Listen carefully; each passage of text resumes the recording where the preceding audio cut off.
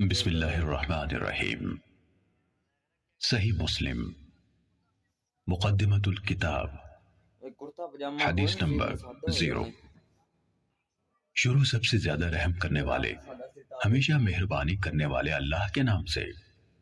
تمام تر حمد و ثنا سارے جہانوں کے پالنے والے اللہ کے لیے اور بہترین جزا تقوی اختیار کرنے والوں کے لیے ہے۔ اللہ خاتم النبیین محمد صلی اللہ علیہ وآلہ وسلم پر اپنی رحمت نازل فرمائے اور تمام نبیوں اور رسولوں پر بھی۔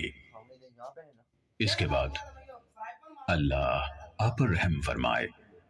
بلا شبہ آپ نے اپنے پیدا کرنے والے کی توفیق سے یہ ذکر کیا ہے کہ آپ دین کے طریقوں اور احکام کے بارے میں رسول اللہ صلی اللہ علیہ وآلہ وسلم سے امت تک پہنچنے والی تمام احادیث کو ان کی منقولہ اسناد سمیت جاننا چاہتے ہیں، اور ان احادیث کو بھی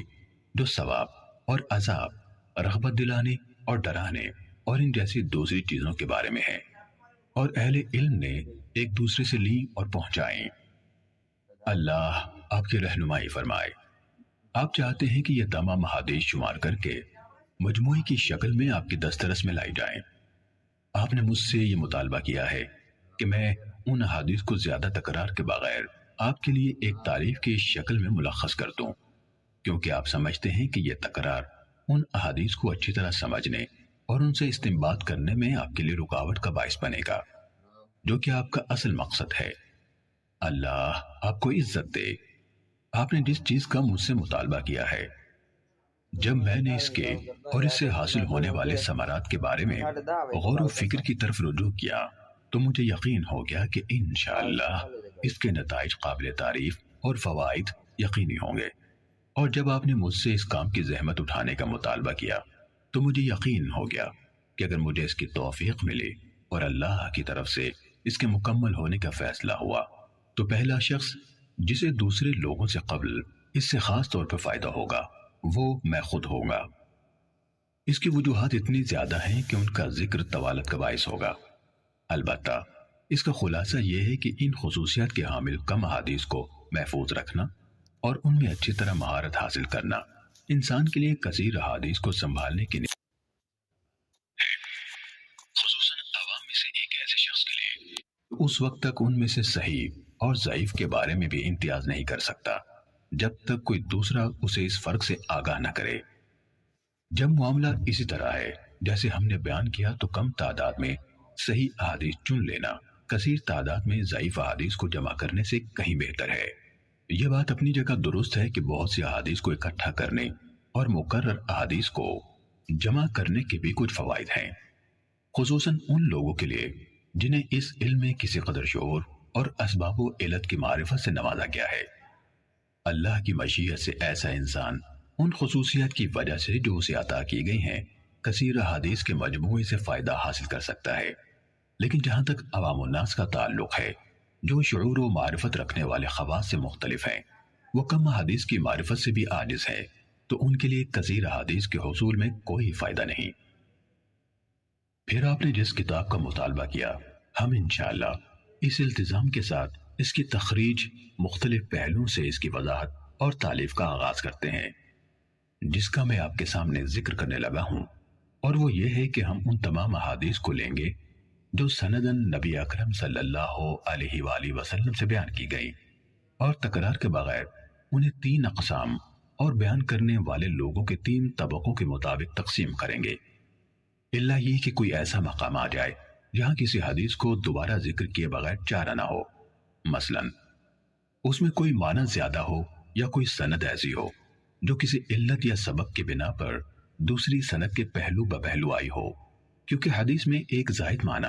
جس کی ضرورت ہو ایک مکمل حدیث کے قائم مقام ہوتا ہے۔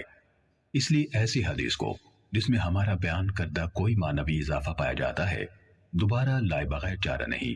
یا جب ممکن ہوا تو ہم اس معنی کو اختصار کے ساتھ پوری حدیث سے الگ کر کے بیان کر دیں گے، لیکن بسا اوقات اسے پوری حدیث سے الگ کرنا مشکل ہوتا ہے، اور جب اس کی گنجائش نہ ہو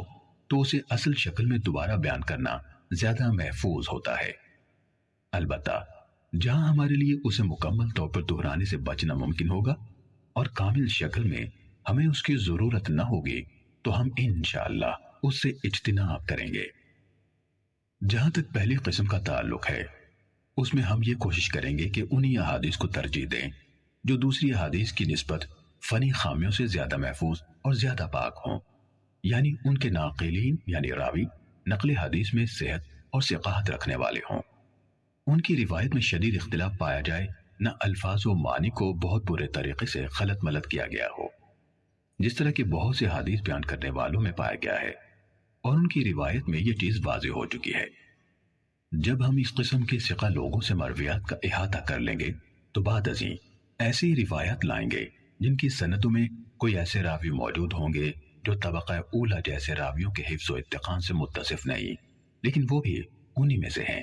چاہے ان صفات میں ان سے ذرا کم ہے جن کو ان سے مقدم رکھا گیا ہے،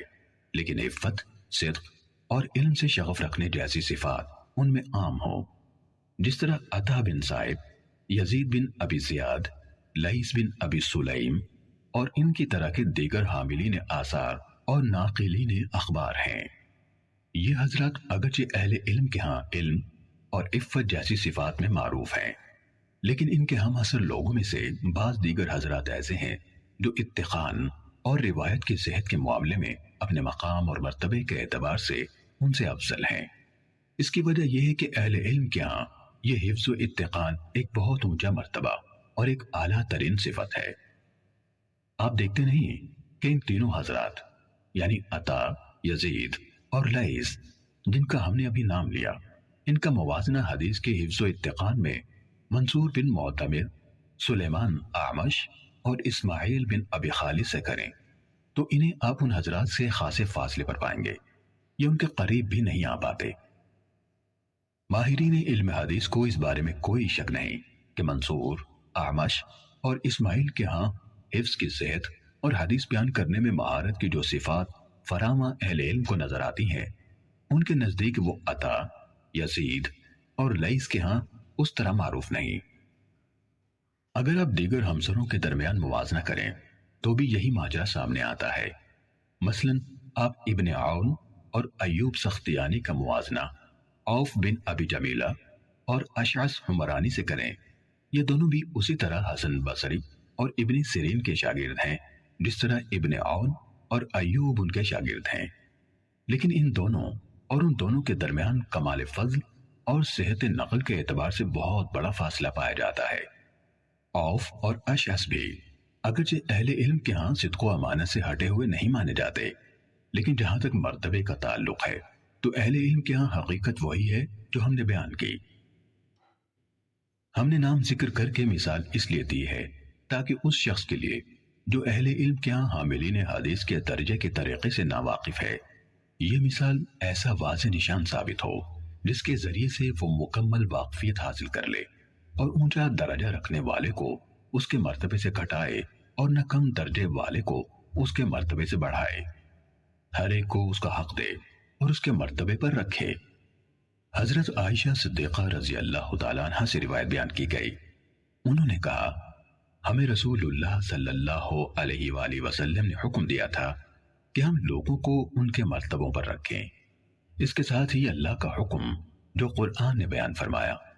ہر علم والے سے اوپر ایک علم رکھنے والا ہے۔ ہم احادیث رسول صلی اللہ علیہ وآلہ وسلم کو اپنی ذکر کردہ صورتوں کے مطابق تالیف کریں گے۔ جو احادیث ان لوگوں سے مروی ہیں جو تمام ماہرین علم حدیث یا ان میں سے اکثر کے نزدیک متہم ہیں، ہم ان کی روایت سے کوئی سروکار نہ رکھیں گے، جیسے عبداللہ بن مسور ابو جعفر مدائنی، عمر بن خالد، عبد القدوس شامی، محمد بن سعید مسلوب، غیاث بن ابراہیم، سلیمان بن عمرو نخعی اور ان جیسے دیگر لوگوں کی مرویات سے بھی جن پر وضع احادیث اور روایات سازی کے الزامات ہیں۔ اسی طرح وہ لوگ جن کی مرویات کی غالب تعداد منکر اور غلط احادیث پر مشتمل ہے، ہم ان کی احادیث سے بھی احتراز کریں گے۔ کسی حدیث بیان کرنے والے کی منکر روایت کی نشانی یہ ہے کہ جب اس کی روایت کردہ حدیث کا دوسرے اصحاب حفظ اور مقبول محدثین کی روایت سے موازنہ کیا جائے تو وہ ان کی روایت کے مخالف ہو یا ان کے ساتھ موافق نہ ہو پائے۔ جب کسی کی اکثر مرویات اس طرح کی ہوں تو وہ متروک الحدیث ہوتا ہے، اس کی روایت غیر مقبول ہوتی ہیں،